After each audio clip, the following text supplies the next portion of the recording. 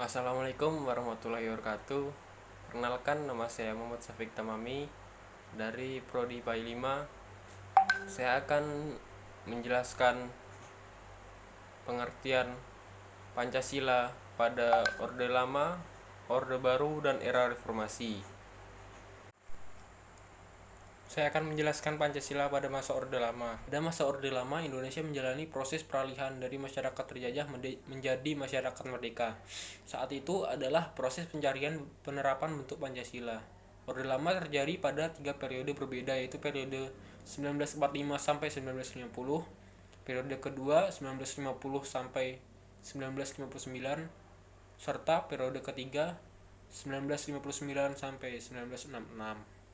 Di tahun 1945 sampai 1950, Indonesia sebagai negara peralihan dari bangsa terjajah menjadi bangsa yang merdeka, menjalani proses adaptasi penerapan ideologi bangsa yaitu Pancasila. Beberapa masyarakat ada yang setuju dan sebagian merasa keberatan. Kemudian di tahun 1950 sampai 1959, sistem demokrasi berhasil diterapkan melalui pemilu 1955 yang dilakukan untuk memilih anggota konstituante. Akan tetapi para anggota yang terpilih tidak dapat menyusun UUD seperti yang diharapkan, sehingga pada tanggal 5 Juli 1959 Presiden Soekarno mengeluarkan dekret presiden untuk membubarkan konstituante dan membatalkan UUD 1950 menjadi UUD 1945. Pada periode 1959 sampai 1966, Soekarno selaku presiden mengubah sistem pemerintahan menjadi sistem demokrasi terpimpin. Selain itu, presiden memperluas peran militer dalam unsur politik dengan menggunakan Polri dan TNI menjadi ABRI, Angkatan Bersenjata Republik Indonesia. Saya akan menjelaskan Pancasila pada masa Orde Baru. Orde Baru dimulai dengan naiknya Soeharto menjadi presiden menggantikan Soekarno pada tanggal 22 Februari 1967. Awal Orde Baru, Presiden Soeharto harus mengatasi kekacauan yang ada di Indonesia.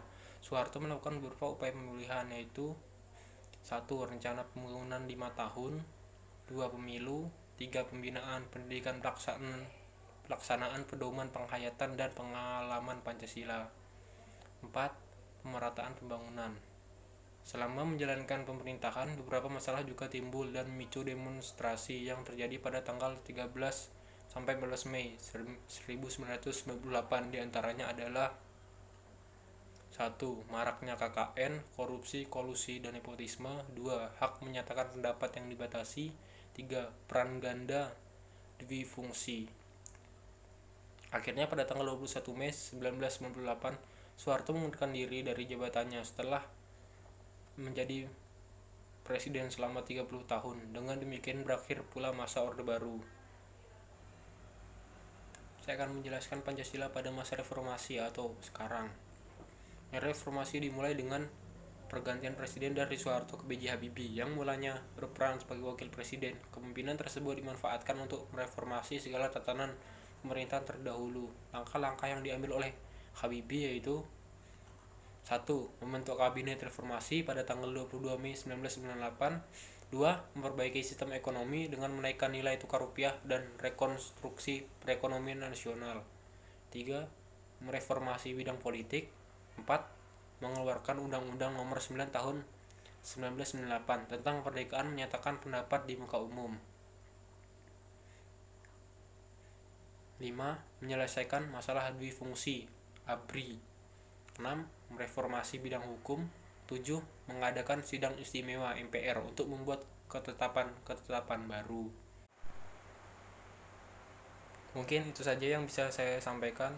Kurang lebihnya mohon maaf. Apabila ada salah kata tolong dimaafkan. Wassalamualaikum warahmatullahi wabarakatuh.